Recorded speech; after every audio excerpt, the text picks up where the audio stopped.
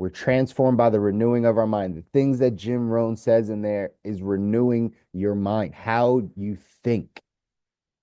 The way that we think has us exactly where we are in life.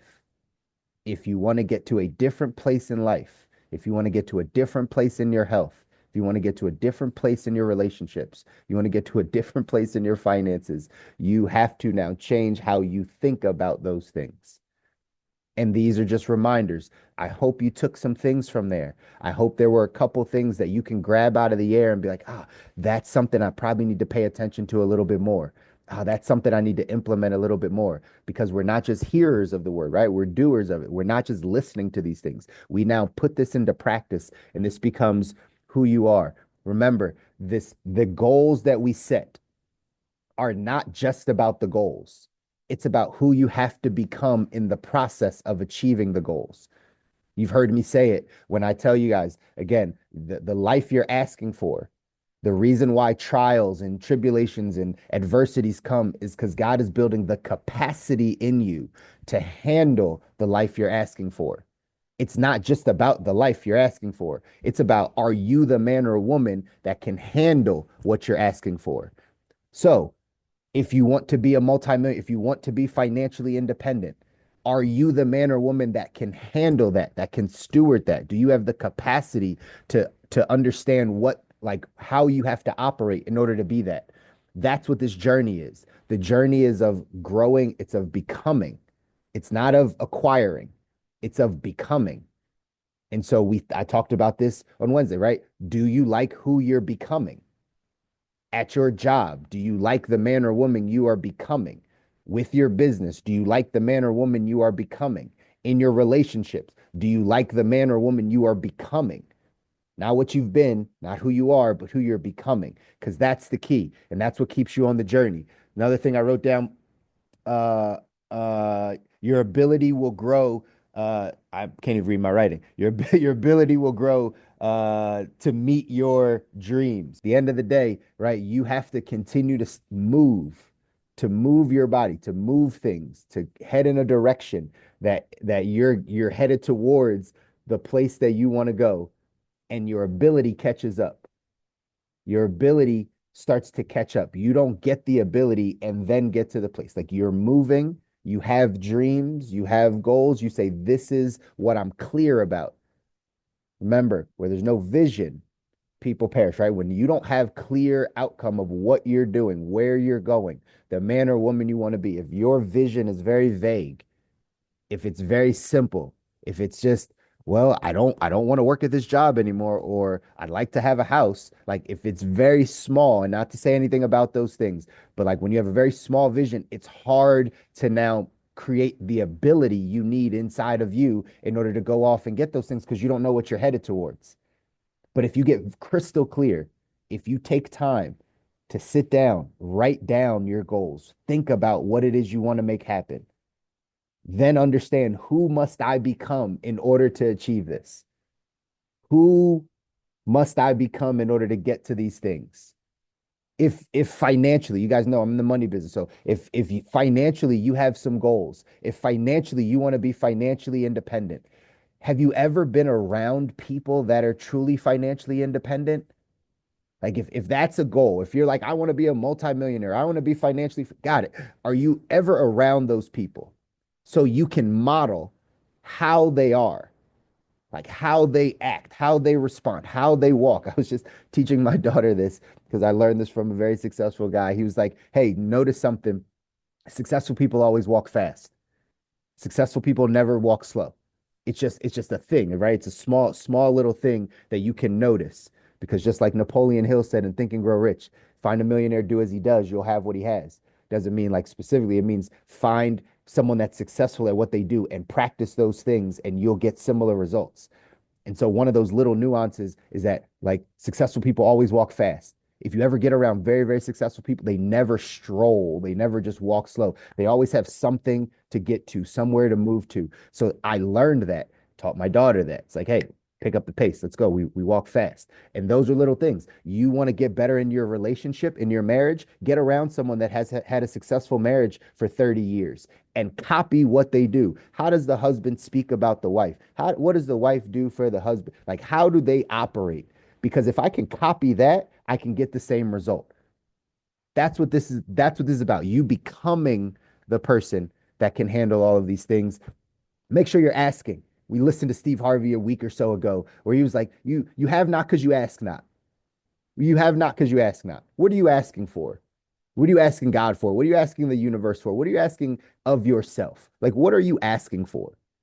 And not the humble, which is kind of fake humility, like whatever God has for me, he'll just right, he'll just give it to me. Yeah, yeah. And like that is true. And you should ask because he says to ask. He says to knock, right? Like you have to seek things. You have to know what you want out of this life. Otherwise, you're going to get whatever life has for you. And remember, life doesn't get easier. We get stronger or not. It's your choice to get stronger. It's your choice to get emotionally stronger. It's your choice to get physically stronger. It's your choice to get spiritually stronger or not. You could not do those things also and just do whatever life has coming for you. And eventually, you get knocked out of this thing because it's hard. But not us, not you guys. I know you want to go off. You want to build something great for you and your families. You want to get to the life you don't need a break from. 177 mental toughness secrets of the world class. Number 62 says the world class is obsessed with their goals. Are you obsessed with your goals? I know in many, societies they'll say, "Oh, obsession is not a good thing." But when you are going after your ideal life, the man or woman God called you to be, are you obsessed with that? Are you obsessed? I heard Ed Milet say it this way, I'm obsessed with the expansion of my being. I'm obsessed with the expansion of my being, meaning every day, like I'm just, how do I grow? How do I learn? How do I expand who I am? How do I keep building the capacity to handle all the things that I'm asking for? We got to be obsessed with our goals, right? This is important. This is assuming you have some goals. This is assuming you've written down some things. You haven't just let life just hand you whatever, and you just, like Jim Rohn said in there, you just wake up trying to make enough money to scrape by and get through the day and pay the bills. Those aren't goals. Goals are things that stretch you. I was listening to a pastor talk last night, right? If it doesn't challenge you, it's not going to change you. If it doesn't challenge you, if it's not challenging to you, it's not going to change you. If everything you do is like you're good at it, it's natural for you, you're not changing. You're not changing who you are as a person. So if it doesn't challenge you, it's not going to change you. So do your goals challenge you? Do they stretch you enough to say, man, I don't know how I have to do this? Or, man, I got to become this type of person. Man, I have to read this amount. Man, I have to now step out of my comfort zone and go talk to this group of people. Man, now I got to get around this in order to get to that goal. Does it stretch you? If not, I challenge you to write down some stretch goals. Here's what it says in the text. It says, average performers set their goals on New Year's Eve and don't look at them again until next New Year's Eve. The world class is a constant goal set in constant goal setting mode. Champions are goal setting machines. They know the cornerstone of all achievement is mental clarity. Say that again. They know the cornerstone of all achievement is mental clarity. Professional performers are evolving so rapidly, they usually find it necessary to review and sometimes reset their goals on a daily basis. One of the secrets of their success is this daily exposure to their goals. Only 3% of Americans have clearly defined written goals, and less than 1% can identify their primary goal and objective in life. This attention to detail gives the great ones an incredible advantage over their middle class counterparts. As average performers begin to forget what their goals are because of a lack of exposure to them, the pros are embedding their goals deep into their subconscious minds daily. Their minds are like guided missiles, always adjusting and correcting to maintain accuracy towards the target. Champions have a singleness of purpose. Most people will never take time to discover, and this thought process allows them to climb higher every day. Do you have your goals written down and how clear are you on those goals? Because This is the cornerstone of achievement. It's mental clarity. It's you just being clear on exactly what you want to make happen. It's you being clear on exactly the life that you would like to have. Of course, like Jim Rohn said, it's going to rain on your parade. Like you're not always going to get all the things that you ask for. But if you never ask, if you never write them down, that's a guaranteed way to never get anything. That's guaranteed, right? So at the end of the day, you got to make sure that you are writing these things down. I see that question in the chat. What do you do if you don't know your goals? It's a lovely question. You probably have to spend some time sitting down. Here's what happens. How do we get mental clarity? We have to eliminate distractions. That's right, kind of base formula here. If you want clarity on something, you have to eliminate things that are distracting you from not knowing. You can learn what it is that you want to make happen by sitting with yourself more often. By sitting with yourself. When's the last time you took 30 minutes, 45 minutes, an hour, no distraction, no television, no phone, no person, nothing, just you and your thoughts? When's the last time you did that? And if you said, my life's too busy, or I got some, we're making excuses around it. We all get the same 24 hours. So you have to make that time to sit with yourself and connect with yourself and say, what do I really want? What do I want in my health life? What do I want in my spiritual life? What do I want in my financial life? What do I want in my relationships? Like, what are the things that I would want to make happen? I pose this question to many people when I sit down with them financially. I always say, hey, before we start this thing out, fast forward me out 10 years. 10 years from now, you're going to end up somewhere. You're going to end up somewhere in 10 years. If you could draw it up exactly how you want it, if exactly how you wrote down life, you asked God for it, and He gave you that exact thing that you wrote down, all of it, every single bit of it, what does it look like? If you can't clearly answer that question, you need to spend some time with yourself to really define that. Who's the man or woman that you want to be in 10 years? What kind of friends do you have? What do you see with your eyes? Yes, what type of income do you make? Who do you impact? Where does your fulfillment come from? Who do you serve? What do you drive? Where do you live? What's your relationships like? Like all of the stuff. How do you eat? Right? All of the things, not just the small part. I don't have a job and I live on the beach. Got it. And who do you associate with, right? What's your contribution to life? Where you know what I mean? Like these are how we define our goals. It's by sitting down with ourselves and getting 100% clear on what it is we want to happen. This takes time. Why? Because we have a lot of distractions in our life. We have a lot of distractions. Social media, the media in general, the things around us, they come to distract us. The enemy on a spiritual level comes to distract us.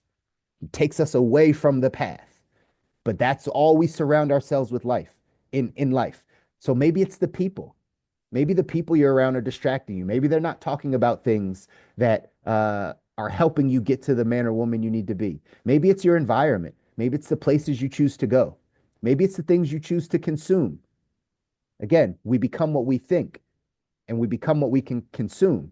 So what are you watching every day? What are you listening to every day? Who are you talking to every day? What are you consuming with your mouth every day? This is how we then start to shape who we want to be.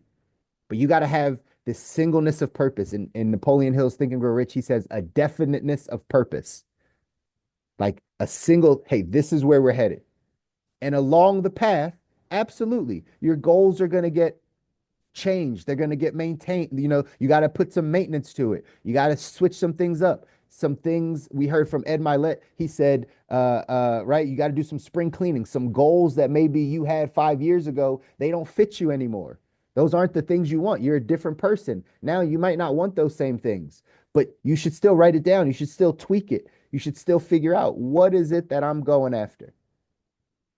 If you can do these things, if you can get mentally clear on exactly what you want to make happen, that's how we start to be more productive. That's how we start to really go after this life that we don't need a break from. Most importantly, this is how you become the man or woman God called you to be. This is about becoming. That's what it's about. It's not about acquiring, it's about becoming. The action step for today says list your 10 major goals for this year every morning. List your 10 major goals for this year every morning when you wake up. This habit will ingrain your major goals into your psyche. This is one of the most important habits you can develop en route to a world-class mindset. First, sit with yourself. Start to get clear on what you want. Make it a stretch goal. Make it something that challenges you. Make it something that will change who you have to be, who you have to be around.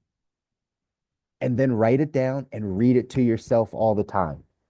I'll show you guys this. I have my goals sitting here on my desk, my master plan to energize and focus. I read it all the time so that when I lose focus, so that when the world comes and takes me all these different places, I can come right back to center and be like, oh, these are the things that I said I wanted. These are the things I said I wanted to become. Like, this is it. And I can read it to myself. And like it says in here, ingrain it in my mind all the time so that now that's how I operate. I've renewed my mind. Now it's going to change my habits, change my actions, and now it's going to change my outcomes. And I'm going to be able to get to that place because I'm clear on. That's what I want for each and every one of you. I want you to get clear on exactly where you want to go. I want you to get clear on the life that's up ahead. I want you to get clear on the man or woman that you want to become. You got to get clear on it. Don't let the world distract you. Don't let people around you distract you. Stay focused and locked in to get to this ideal life. Again, life doesn't get easier. We get stronger or not. We practice these things or not. But remember, if you're not growing, you're dying. If you're not slowly moving up this hill, it could be fast, it's slow, doesn't matter. But if you're not moving up, you're moving backwards. And so for us, for people like you that jump on these calls, that want to grow, that want to learn, that want to become better, you got to make sure that you're putting some of these things in place in your life. So this weekend, as always, do something that scares you, do something that pushes you out of your comfort zone, do something that challenges you this weekend that your future self is going to thank you for. Don't do the same thing you did last Saturday. Do something completely different and watch how your life changes. I love you guys. I want you to win. You deserve to win. Your families deserve to win. The people around you are counting on you to take this information and actually do something with it. The reason you're here and they aren't is because you are supposed to get this information. You are supposed to change your life so that the people around you can be impacted. But never said it's going to be easy, y'all. It's just going to be worth it. Go out there, do something that makes you proud this weekend. I'll see you guys back here on Monday. Take care. Love you guys.